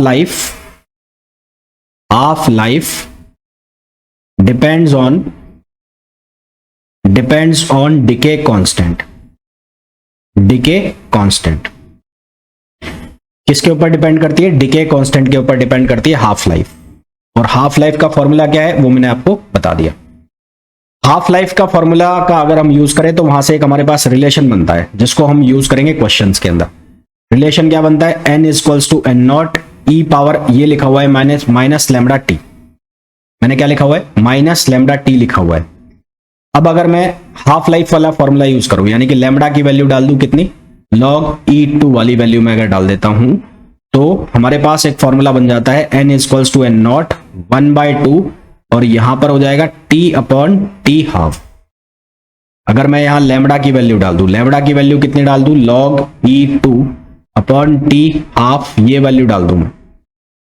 ये वैल्यू को कहां डाल दूं, यहां डाल दूं यहां पर। तो हमारे पास ये फॉर्मूला बन जाएगा। जब भी हाफ लाइफ के लिए आपको फॉर्मूला यूज करना हो तो ये फॉर्मूला डायरेक्ट यूज कर लेना है इसको। ये टी हाफ लिखा हुआ है, टी हाफ, तो ये वैल्यू हम डायरेक्ट यूज करेंगे तो हमारे पास आंसर जो है वो जल्दी आएंगे। आंसर जो हमें मिलेंगे वो जल्दी मिलेंगे अगर मैं ये फॉर्मूला यूज करूंगा। क्वेश्चन में अभी करूंगा भी, इससे करके अभी आपको बताऊंगा। हाफ लाइफ के बाद हमारे पास एक टर्म आता है यहां पर जिसको हम कहते हैं मीन लाइफ। मीन लाइफ और एवरेज लाइफ। मीन लाइफ और एवरेज लाइफ, इसको हम लिखते हैं टाउ से। इससे लिखते हैं टाउ। तो ये टाउ जो है ये कौन सी लाइफ है, ये वो लाइफ है जो कि एक रेडियो एक्टिव एलिमेंट की जो कुल लाइफ है, जो जितनी लाइफ तक वो जिंदा रहा है कोई, तो उसको हम क्या कहते हैं, मीन लाइफ कहते हैं। तो time for which radio active element remains active, time for which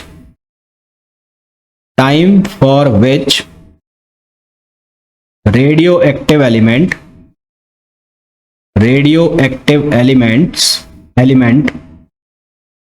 remains active is known as mean life। इसको हम क्या नाम देते हैं, मीन लाइफ। अब मीन लाइफ जो है यानी कि टाउ, वो किसके बराबर होता है, वो बराबर होता है total life of element upon total number of elements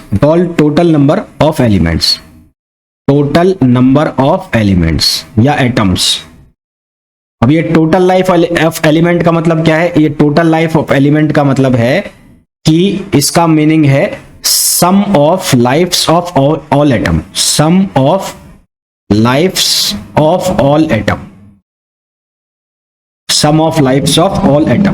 तो यहां से हमारे पास फॉर्मूला बनता है टाउ इक्वल्स टू 1/λ। फॉर्मूला क्या बनता है, टाउ इक्वल्स टू 1/λ। तो यहां से अगर मैं रिलेशन निकालूं किस किस के बीच में,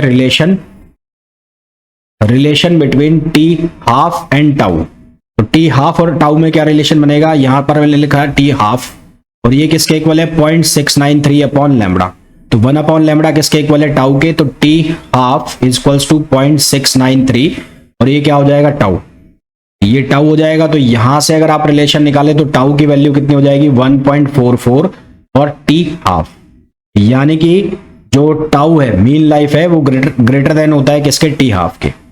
मीन लाइफ जो होती है वो हाफ लाइफ से हमेशा ज्यादा होती है। कितना परसेंट ज्यादा होती है, 44% ज्यादा होती है। यहां से दिख रहा है साफ साफ कितने ज्यादा है, 44% greater than half life, 44% greater than half life. ठीक है। अब यदि जो यहां पर क्या लिखा हुआ है, tau equals to 1 upon lambda लिखा हुआ है, टाउ इक्वल्स टू क्या लिखा हुआ है, 1 अपॉन लैम्बडा लिखा हुआ है। तो हाफ लाइफ क्या है, जब तक वो एक्टिव है, यानी कि सारा का सारा जो n है वो खत्म हो जाएगा। तो यदि मैं n बराबर n0 e power minus lambda T, यहां पर अगर मैं किसका यूज करूं, मीन लाइफ का, तो एट मीन लाइफ पे अगर मैं इसकी बात करूं मीन लाइफ के लिए,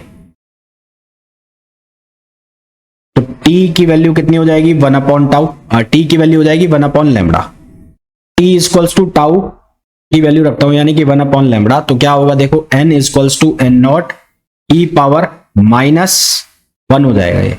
तो यहां से n इक्वल्स टू क्या हो जाएगा n नॉट अपॉन ई, यानी कि मीन लाइफ वो लाइफ है जिस पर कि जो 1 अपॉन ई का मतलब होता है 37%, तो जिस पर जो अनडिकेड एलिमेंट है वो इनिशियल अमाउंट का कितना परसेंट रह जाता है 37% रह जाता है। n की जो वैल्यू आएगी वो कितनी आएगी 0.37 n नॉट, 0.37 n नॉट। तो इसका मतलब मीन लाइफ वो लाइफ है जिसके बाद जो अनडिकेड अमाउंट है वो इनिशियल अमाउंट का कितना रह जाता है 37% रह जाता है। तो mean life is that life after which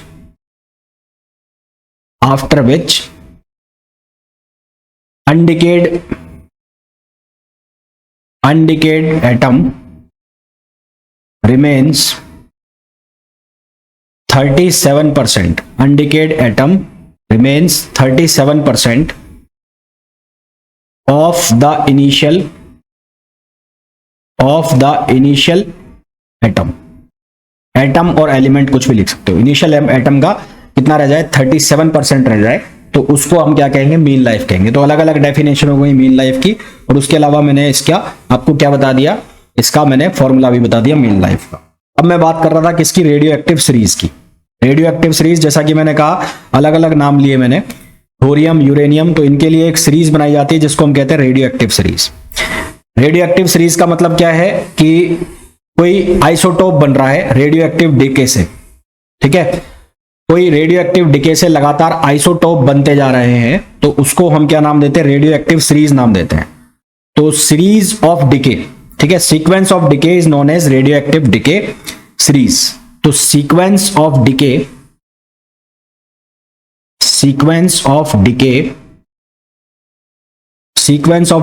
is known as radioactive decay series.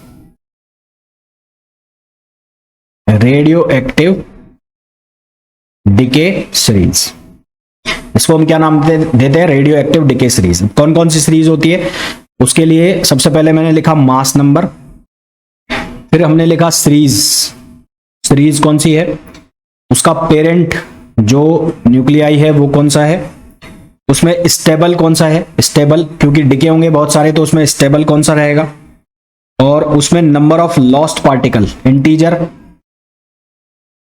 और नंबर ऑफ लॉस्ट पार्टिकल्स। तो सबसे पहली सीरीज जो है वो है 4n सीरीज। 4n सीरीज को नाम देंगे हम थोरियम सीरीज, और इसको हम बोलते हैं नेचुरल सीरीज भी बोलते हैं। ये ऑब्जेक्टिव क्वेश्चन बनते हैं कि भाई which one of the following series is known as natural series. तो कौन सी, थोरियम का मास नंबर कितना होगा 4n, इसका पेरेंट न्यूक्लियाई जो होगा वो कहां से चालू होगा 90 TH और 232 90 TH 232। इसमें सबसे इसका जब डिके होगा तो सबसे स्टेबल जो इसमें एलिमेंट बनेगा वो बनेगा 52 Pb208।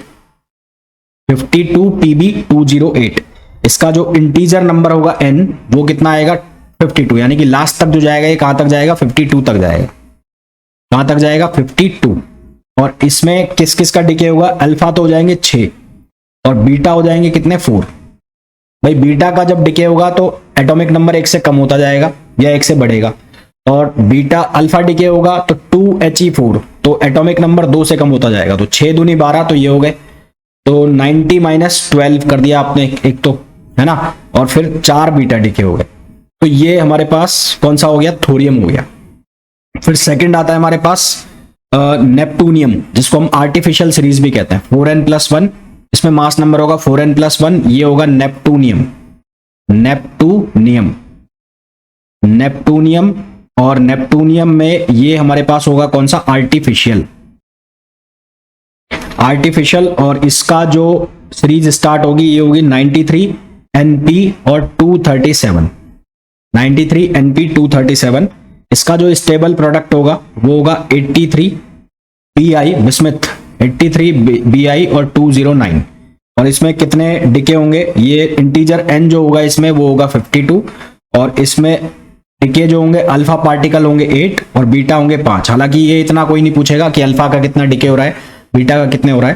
क्वेश्चन आपसे ये पूछे जाएंगे कि नेचुरल सीरीज कौन सी है और उसका मास नंबर, आर्टिफिशियल कौन सी है उसका मास नंबर, या नेपटूनियम सीरीज का मास नंबर और थोरियम सीरीज का मास नंबर, थोरियम सीरीज का पेरेंट न्यूक्लियाई, नेपटूनियम सीरीज का पेरेंट न्यूक्लियाई, थोरियम सीरीज का स्टेबल न्यूक्लियाई, पेरेंट सीरीज का नेपटूनियम सीरीज का स्टेबल न्यूक्लियाई। रट्टाफिकेशन वाले क्वेश्चन है, रट्टे मारना है। यहाँ पर 82 आ रहा है, यहाँ पर आ रहा है 83, यहाँ पर आ रहा है 208, यहाँ आ रहा है 209, एक से बड़ा है, यहाँ n है, यहाँ n+1 हुआ है तो एक से इंक्रीज करा है, यहाँ 90 है या 93 है, यहाँ 232 है, यहाँ पर 237 है। फिर उसके बाद आएगी 4n+2, फिर कौन सी सीरीज आएगी 4n+2 सीरीज, उसको हम बोलेंगे uranium series. Uranium series 4n+2 को हम नाम देंगे uranium, uranium series, uranium series. तो यूरेनियम सीरीज भी कौन सी होगी, नेचुरल, और इसका जो एटम एलिमेंट होगा वो होगा 92U238, और इसका जो स्टेबल कंपाउंड होगा एलिमेंट होगा 82Pb और 206, 82Pb206। इसी तरह से एक सीरीज बनेगी 4n+3, 4n+3 होगा एक्टीनियम, एक्टीनियम, और ये भी होगी कौन सी, नेचुरल। तो हमारे पास जो 4 सीरीज है, 4 में से 3 नेचुरल है, एक आर्टिफिशियल है। आर्टिफिशियल कौन सी होगी, नेपटूनियम वाली। अब इसमें कितना आएगा, इसमें आएगा 89 और एक्टीनियम यानी कि AC और 227, और यहां पर इसका स्टेबल कंपाउंड आएगा 82Pb और 207। तो स्टेबल एलिमेंट अगर आप देखोगे तो लगभग सभी में क्या आया है, Pb आया है। नेपटूनियम वाली में सिर्फ क्या आया है, बिस्मथ आया, नेपटूनियम वाली में बिस्मथ आया, बाकी सभी में क्या आया है, Pb आया है। और Pb जहां पर आ रहा है वहां पर उसका मास नंबर 208, 206, 207। 4n+3 में 207 है, 4n+2 में 206 है, और 4n में कितना है, 208 है, 208, 206, 207। ठीक, और इनके जो सीरीज स्टार्ट हो रखी है, जो हम बात करें थोरियम में वो TH से स्टार्ट हुई है, 90 से थोरियम से। नेपटूनियम में NP वो कहां से स्टार्ट हुआ है, 93 से। यूरेनियम 92 और जो एक्टीनियम है वो 89 से स्टार्ट। तो ये सीरीज आपको याद रखनी पड़ेंगी। इनमें से नेचुरल कौन कौन सी है, इनमें से नेचुरल है यूरेनियम, इनमें से नेचुरल है एक्टीनियम और थोरियम। आर्टिफिशियल कौन सी है, नेपटूनियम इनमें से आर्टिफिशियल है। आर्टिफिशियल जो है नेपटूनियम, उसका मास नंबर कितना है, उसका मास नंबर है 4n+1। n क्या है, इंटीजर, कौन सा इंटीजर, जिससे आप मल्टीप्लाई कर रहे हो। तो यहां पर 52 है, 52 मल्टीप्लाई बाय 4 करते जाओगे तो आपको सीरीज मिलती जाएगी थोरियम की। 52 मल्टीप्लाई बाय 4 + 1 करते जाओगे तो आपको सीरीज मिलती जाएगी कौन सी, नेपटूनियम की। फिर उसके बाद 51, यहां पर इंटीजर आएगा 51 और यहां पर इंटीजर आएगा 51। तो 51 मल्टीप्लाई बाय 4 + 2 करते जाओगे तो यूरेनियम सीरीज मिलती जाएगी। इसी तरह से 51 मल्टीप्लाई बाय 4 + 3 करते जाओगे तो एक्टीनियम सीरीज मिलती जाएगी। ठीक है, ये ध्यान जो हमें रखना है, मोस्ट इंपॉर्टेंटली ये जो चीजें हैं ये आपको ध्यान रखना है।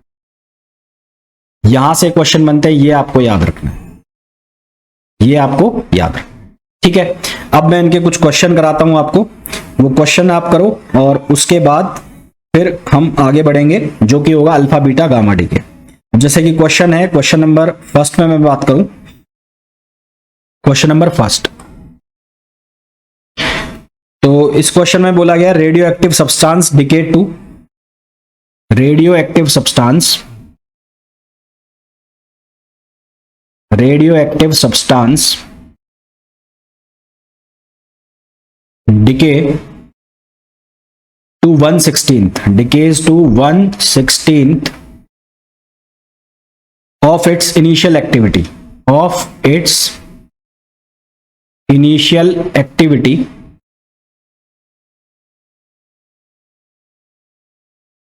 in 40 days.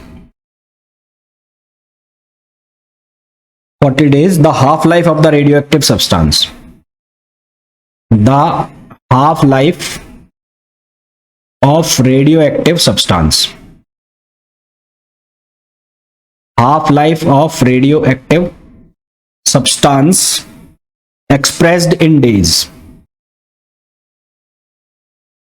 expressed in days is, तो ऑप्शंस हमें दिए हैं, पहला ऑप्शन हमें दिया है 2.5, ऑप्शन बी हमें दिया है 5, ऑप्शन सी हमें दिया है 10 और ऑप्शन डी हमें दिया है 20। तो हाफ लाइफ बतानी है। अब मैंने आपको कहा था कि हम जो फॉर्मूला है वो कौन सा वाला यूज करेंगे, वो हम यूज करेंगे n equals to N not 1/2 और t अपॉन टी हाफ, ये फॉर्मूला यूज करेंगे तो हमारे क्वेश्चंस जल्दी सॉल्व हो जाएंगे।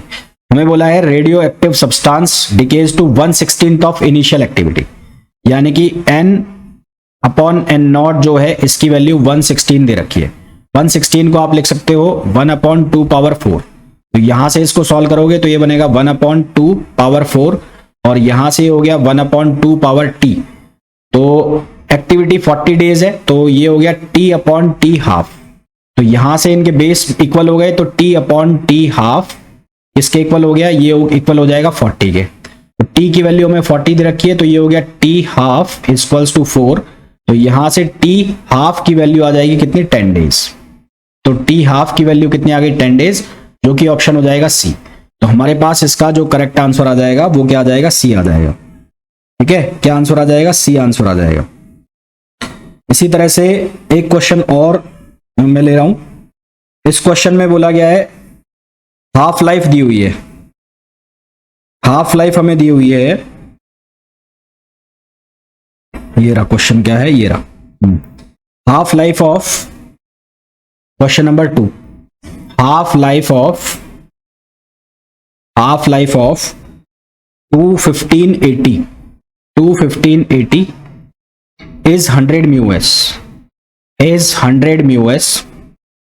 Time taken, the time taken for the radioactive sample, for the radioactive sample,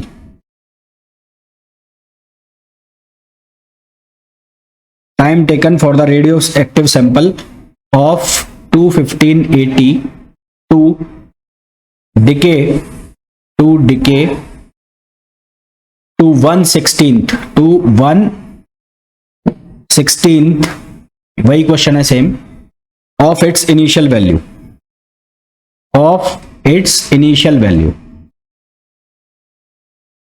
तो वही क्वेश्चन है जैसा कि पहले गिवन था। तो ऑप्शन मैं नहीं लिख रहा हूं, तो यहां पर हम जो सॉल्यूशन बनाएंगे सेम वही फॉर्मूला यूज करेंगे, n equals to N naught, फिर 1/2 n equals to N not 1/2 power t upon T half,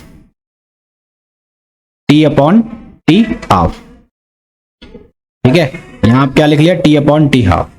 हमें बोला है कि n अपॉन एन नॉट की जो वैल्यू है वो 1/16 है, 1/16 का मतलब हो गया 2 पावर 4, तो 1/2 पावर 4 इक्वल्स टू ये कितना हो गया 1/2, ये हो गया t अपॉन टी हाफ।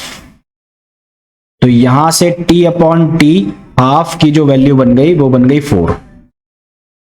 आपको क्या निकालना है, टोटल टाइम निकालना है, जबकि इसकी हाफ लाइफ कितनी दे रखी है 100 µs, तो t की वैल्यू कितनी हो जाएगी 4 इंटू टी हाफ, तो t की वैल्यू कितनी हो जाएगी 400, तो आंसर कितना आ जाएगा 400 µs। तो क्वेश्चन को उल्टा सीधा कैसे भी घुमा के पूछा जा सकता है, आपको सिंपल सा ये फॉर्मूला याद करना है, उसके बाद ये क्वेश्चन आराम से हो जाएगा। अब जैसे कि एक और क्वेश्चन की मैं बात करूं, इस क्वेश्चन में बोला है the mean life of radio active substance, the mean life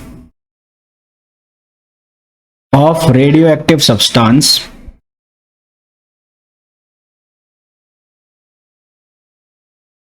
radioactive substance for alpha and beta emission, for alpha and beta emission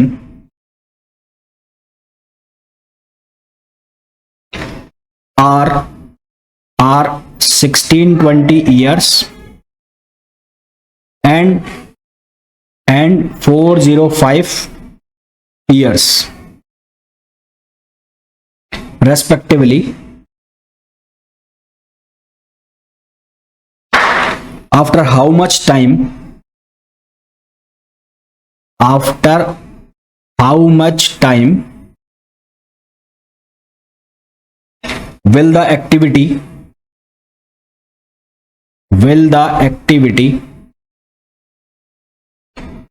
be reduced to 1/4?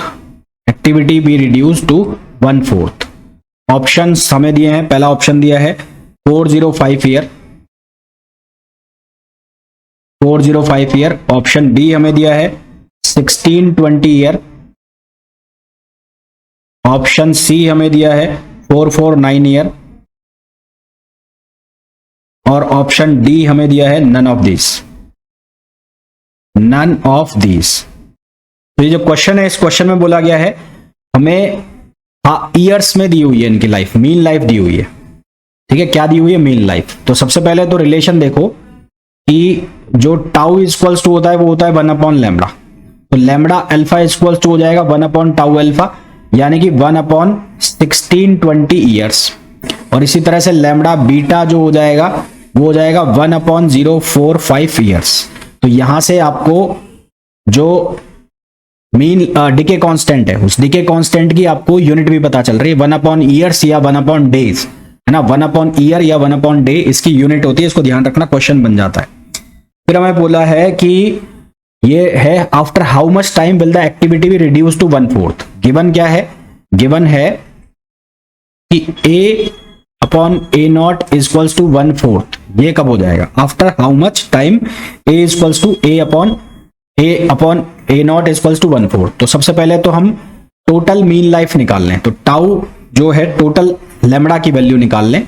तो टोटल जो लैम्बडा आएगा वो कितना आ जाएगा? Lambda alpha plus lambda beta, यानी कि 1/1620 plus 1/04405। तो इसको सॉल्व करोगे तो ये बनेगा 1/324 पर ईयर, 324 पर ईयर। ये वैल्यू हमारे पास बन गई। तो अब यहां से फॉर्मूला डालो, कौन सा? A इक्वल्स टू A0, ये हो जाएगा e power minus lambda T. तो ये वैल्यू आपको दी हुई है 1/4 e पावर माइनस लैम्बडा की वैल्यू कितनी हो गई? 1/324, 1/324। ये किसकी वैल्यू हो गई है? लैम्बडा की। अब यहां पर कैलकुलेटर यूज करना पड़ेगा। कैलकुलेटर यूज करोगे ईयर और यहां से टाइम, यहां कैलकुलेटर चलाना पड़ेगा। और कैलकुलेटर अगर चलाना पड़ेगा तो फिर आपको क्वेश्चन के अंदर कुछ ना कुछ वैल्यू गिवन होगी, है ना। क्वेश्चन के अंदर कुछ ना कुछ वैल्यू आपको गिवन होगी, क्योंकि यहां चलाना पड़ रहा है कैलकुलेटर। और कैलकुलेटर चलेगा तो फिर इसका आंसर निकलेगा नहीं। इसको अगर मैं वैसे सिंपल करके देखूं तो ये बनता है हमारे पास लैम्बडा टी इक्वल्स टू, इसको मैं लिख लेता हूं लॉग A0/A। उल्टा कर दूंगा ना तो A0/A हो जाएगा। तो यहां से t की वैल्यू कितनी हो जाएगी? 1/λ, और ये हो जाएगा log A0/A। तो A/A0 जो है 1/4 है, तो A0/A हो जाएगा 4। तो ये हो जाएगा t 1/λ और ये हो जाएगा log e, ये 4। तो ये 2/2 हो जाएगा, 2/2 हो जाएगा। तो t की वैल्यू ये लिख जाएगी 2/λ और ये हो जाएगा log e2। और लैम्बडा की वैल्यू आई है 1/324, तो यहां से ये 324 हो जाएगा। ठीक है, तो t इक्वल्स टू हो जाएगा 324 इंटू 2 और ये हो जाएगा log e2। तो log e2 की जो वैल्यू है वो कितनी होती है? 0.693। 0.693 वैल्यू रखोगे, फिर उसके बाद 324 इंटू 2 करोगे तो आंसर जो तुम्हारे पास आएगा वो आएगा 449 ईयर्स। तो यहां पर कैलकुलेशन थोड़ी सी बड़ी हो जाएगी और इस तरह का क्वेश्चन आएगा तो उसको आपको ऐसे करना है। ठीक है, इस तरह का अगर क्वेश्चन आएगा तो इस तरह से आपको सॉल्व करना है। इस तरह का क्वेश्चन अगर आपको मिलेगा, फिर इसमें आपको एक टाइप का क्वेश्चन ऐसा भी मिलेगा जिसमें मास की वैल्यू पूछी जाएगी। इसकी वैल्यू पूछी जाएगी, मास की वैल्यू पूछी जाएगी। और मास की वैल्यू जब निकालनी है, हाँ ये रहा, मास की वैल्यू निकालनी है तो वही फॉर्मूला यूज करना है, m equals to m0 e power minus lambda T. तो क्वेश्चन कैसा बनेगा कि a sample of radio active, a sample of radio active, sample of radioactive element has a mass 10 gram at instant t equals to 0, at instant T is equals to 0. The approximate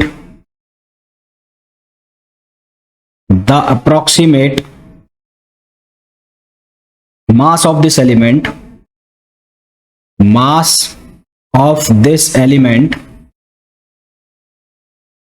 in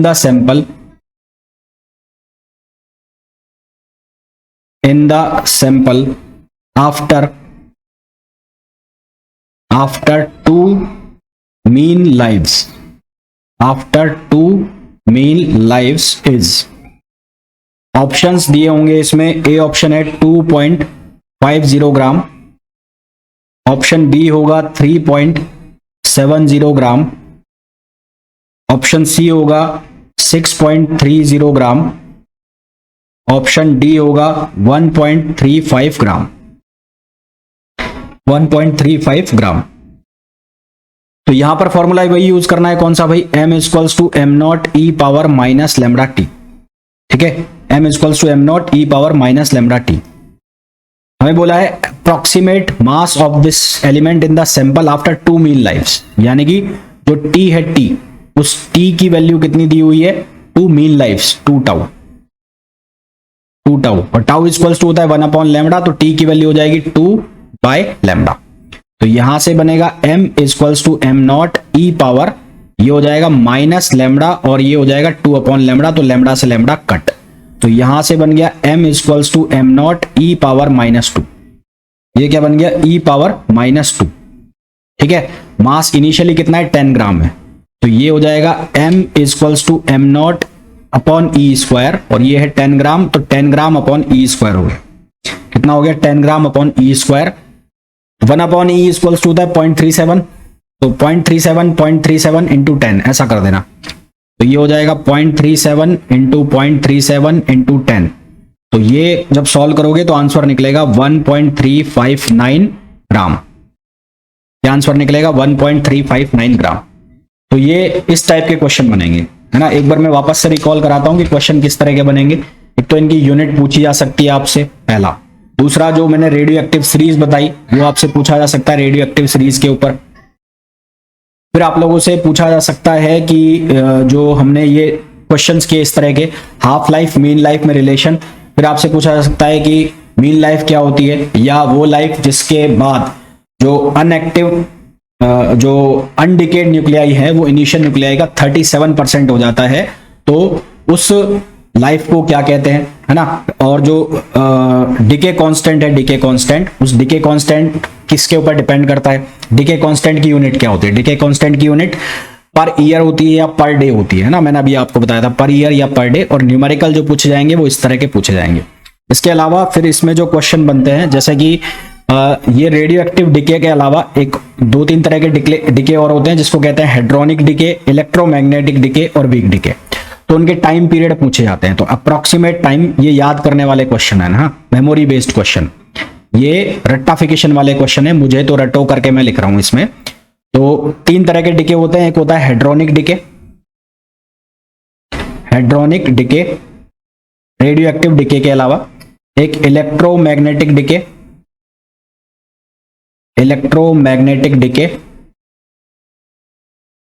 और एक है कौन सा तुम्हारे पास, week decay. तो इनके time period पूछे जाते हैं कि किसमें कितना टाइम पीरियड लगता है।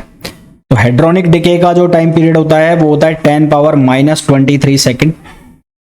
इलेक्ट्रोमैग्नेटिक डिके का जो टाइम पीरियड होता है वो होता है 10⁻⁻18 सेकंड। और वीक डिके है, इसका टाइम होता है वो होता है 10⁻⁻10 सेकंड। ये रट्टाफिकेशन वाला क्वेश्चन है, ये पूछा भी जा चुका है PYQs में, तो इसको याद रखना।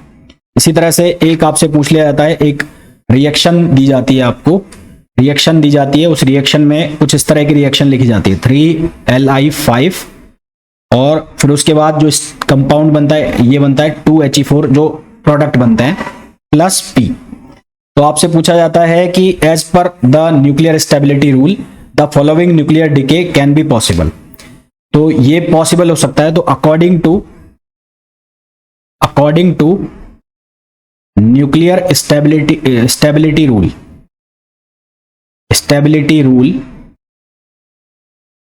this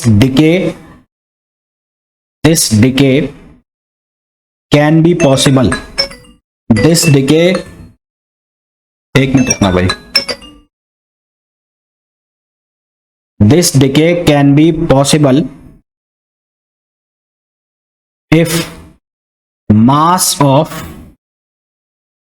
ये जो है ये है रिएक्टेंट और ये क्या बन रहा है प्रोडक्ट, तो अगर इसका मास ज्यादा होगा किससे, प्रोडक्ट से, तो ये डिके पॉसिबल है, अदरवाइज पॉसिबल नहीं है। क्योंकि डिके का मतलब क्या है, जो मेन एलिमेंट है उसमें से कट कट के जा रहे हैं तो उसका मास ज्यादा होना चाहिए और जो प्रोडक्ट बन रहे हैं उसका मास क्या होना चाहिए, कम होना चाहिए।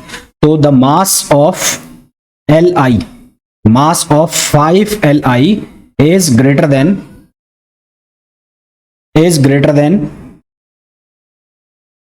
the sum of mass, the sum of the masses, sum of the masses of 4He and P। तो ये जरूरी नहीं कि यही रिएक्शन आपको लिखी जाए, इसके अलावा कोई दूसरी रिएक्शन भी हो सकती है। बस आपको ये ध्यान रखना है कि जो रिएक्टेंट है इसका मास ज्यादा होना चाहिए और जो प्रोडक्ट है उसका मास रिएक्टेंट के मास से कम होना चाहिए, तभी रेडियो एक्टिव डिके होगा, अदरवाइज रेडियो एक्टिव डिके नहीं होगा। ठीक है, अदरवाइज रेडियो एक्टिव डिके नहीं होगा। अब इसमें लास्ट जो बचता है रेडियो एक्टिव डिके में, वो बचता है वो है सक्सेसिव डिसइंटीग्रेशन, है ना। लास्ट जो बचता है वो क्या बचता है, successive disintegration. Successive disintegration, successive disintegration को कैसे करेंगे हम, हमारे पास कोई एलिमेंट है ए, इसका रेडियो एक्टिव डिके हुआ और इसने बनाया बी, फिर इसका रेडियो एक्टिव डिके हुआ, इसने बनाया सी, यानी कि एक सीरीज चल गई जिसमें लगातार क्या होता जा रहा है, डिके होता जा रहा है। तो ए से बी में जो डिके हुआ इसमें डिके कांस्टेंट है लैम्बडा, और बी से सी में जो डिके हुआ इसमें डिके कांस्टेंट है लैम्बडा। तो सबसे पहले डिसइंटीग्रेशन रेट होगी जो ए की, वो क्या होगी, dN1/dt। तो डिसइंटीग्रेशन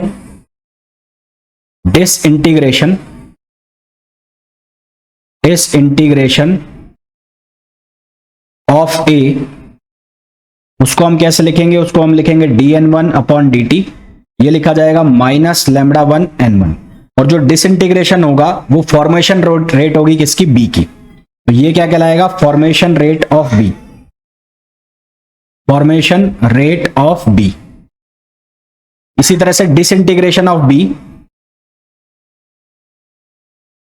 डिसइंटीग्रेशन ऑफ बी, ये क्या लिखा जाएगा, ये लिखा जाएगा dN2/dt इक्वल्स टू, ये लिखा जाएगा -λ2N2, -λ2N2। और ये फॉर्मेशन हो रहा होगा किसका, सी का। तो बी का सेम टाइम पर फॉर्मेशन भी चल रहा है और सेम टाइम पर डिसइंटीग्रेशन भी हो रहा है, यानी कि नेट फॉर्मेशन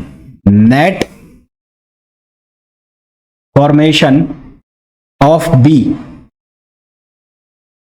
ये क्या बनेगा, rate of disintegration of A, rate of disintegration of A minus rate of disintegration of B.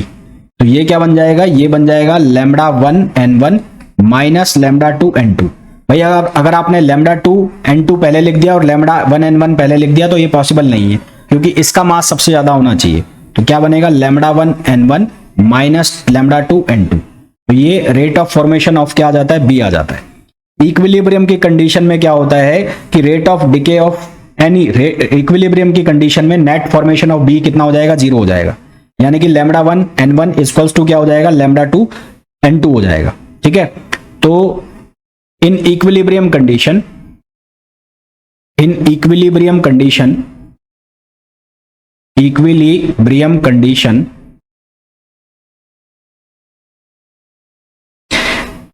rate of decay of any radioactive product is just equals to its rate of decay of its previous product, यानी कि N1 λ1 equals to कितना हो जाएगा, N2 λ2।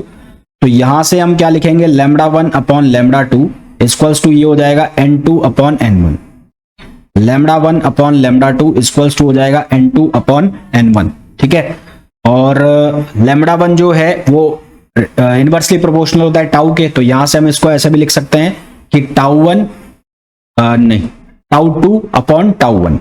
इसको हम कैसे लिख सकते हैं, τ2/τ1, और टाउ प्रोपोर्शनल होता है किसके, हाफ लाइफ के, तो इसको आप ऐसे भी लिख सकते हो t ½ second T half second upon T half first, ऐसे भी आप लिख सकते हो। तो ये फॉर्मूला बन जाता है, डायरेक्ट ऑब्जेक्टिव क्वेश्चन बन जाता है। तो रेडियो एक्टिव एलिमेंट्स जो हैं उसके अंदर तो आपसे इतने ही पूछे जाएंगे क्वेश्चन वगैरह जो भी पूछे जाएंगे। इसके बाद रेडियो एक्टिव में जो क्वेश्चन बनते हैं वो किसके ऊपर बनते हैं, वो बनते हैं जो अल्फा बीटा गामा डीके होते हैं उसके ऊपर क्वेश्चन बनते हैं। जो अल्फा बीटा गामा डीके होते हैं उसके ऊपर क्वेश्चन बनते हैं। एक बार मैं इसके ऊपर कुछ क्वेश्चन ढूंढ लूं, अगर मेरे को मिल जाता है तो। ये जो मैंने अभी फॉर्मूला लिखा है, तो अदरवाइज इसको फिर खत्म करते हैं। इसके ऊपर कोई क्वेश्चन है नहीं है, सारे क्वेश्चन ही कर लिए हमने तो। ऐसा कोई क्वेश्चन मिल नहीं रहा है, तो इसके ऊपर तो कोई क्वेश्चन है नहीं। ठीक है, इसमें एक चीज और मैं आपको बता देता हूं, एक चीज मैं और बता देता हूं। वो चीज क्या है कि यदि कोई बड़ा न्यूक्लियाई है, यदि कोई बड़ा न्यूक्लियाई है जिसका मीन लाइफ, जिसका डीके कांस्टेंट है लैम्बडा, जिसकी हाफ लाइफ है टी और जिसकी मीन लाइफ है टाउ। ठीक है, ये दो अलग अलग प्रोसेस से, ये दो अलग अलग प्रोसेस से क्या बना रहा है, अपने एलिमेंट बना रहा है, इसके डीके हो रहे हैं। तो एक प्रोसेस से तो बन रहा है ये 1 और एक प्रोसेस से बन रहा है ये 2। दो अलग अलग प्रोसेस हो रही हैं कोई, उनसे दो अलग अलग प्रोसेस से इसके दो रेडियो एक्टिव डीके कर रहे हैं। तो इसको मैंने बोला प्रोसेस 1, इसको मैंने बोला प्रोसेस 1, और ये कोई प्रोसेस हो रही है 2, ये प्रोसेस हो रही है 2। तो प्रोसेस 1 का जो मीन लाइफ डीके कांस्टेंट और हाफ लाइफ आया वो आया टी हाफ 1 और ये आया टाउ 1, और इसी तरह से यहां आया लैम्बडा 2, ये आया T2 और ये आया टाउ 2। तो कुल जो डीके कांस्टेंट है वो किसके बराबर होगा, लैम्बडा 1 प्लस लैम्बडा 2, है ना। यही तो होता है कुल, ऐसे तो निकालोगे लैम्बडा 1 प्लस लैम्बडा 2। और जो लैम्बडा होता है वो किसके इक्वल होता है, टाउ, 1 अपॉन टाउ के। तो यहां से 1 अपॉन टाउ इक्वल्स टू क्या हो जाएगा, 1 upon tau 1 plus 1 upon tau 2, 1 upon tau 1 plus 1 upon tau 2। तो यहां से 1 अपॉन टाउ इक्वल्स टू क्या आ गया, एलसीएम ले लिया आपने, टाउ 1 टाउ 2, तो ये आ जाएगा टाउ 1 प्लस टाउ 2। तो यहां से टाउ की वैल्यू हो जाएगी tau 1 tau 2 upon tau 1 plus tau 2, ये हो गया। और ये क्या आ गया, डीके कांस्टेंट आ गया। और यहां से आप इसकी हाफ लाइफ भी निकाल सकते हैं। तो इसी तरह से क्या निकल जाएगी, हाफ लाइफ निकल जाएगी, क्योंकि हाफ लाइफ प्रोपोर्शनल होती है किसके, मीन लाइफ के। तो सिमिलरली यहां से आप टी निकाल लोगे तो वो क्या आ जाएगा, T1 T2 upon T1 plus T2। तो ये ऑब्जेक्टिव क्वेश्चन में पूछ लिए जाते हैं। ऑब्जेक्टिव क्वेश्चन में कैसे पूछते हैं कि एक जो रेडियो एक्टिव एलिमेंट है वो दो अलग अलग प्रोसेस से उसका डीके हो रहा है, इसके जैसा क्वेश्चन हमने करा भी था, और उसके मीन लाइफ इतनी है, हाफ लाइफ इतनी है, और उसका जो डीके कांस्टेंट इतना है। तो विच one of the following relation is correct. तो अगर कोई क्वेश्चन बनते हैं रेडियो एक्टिव एलिमेंट से तो वो यहीं से बनेंगे, इससे बाहर इसमें से कोई क्वेश्चन नहीं बनेंगे। हाँ, अब इसमें जो चीजें आती हैं alpha decay, beta decay, gamma decay, उसको मैं कल के लेक्चर में करूंगा। अल्फा बीटा डीके का कुछ पोर्शन कल के लेक्चर में, कुछ पोर्शन उसके नेक्स्ट लेक्चर में, तो वहां से क्वेश्चन बन जाता है। ठीक है, तो कल के लेक्चर में मिलते हैं। Till then thank you, bye bye.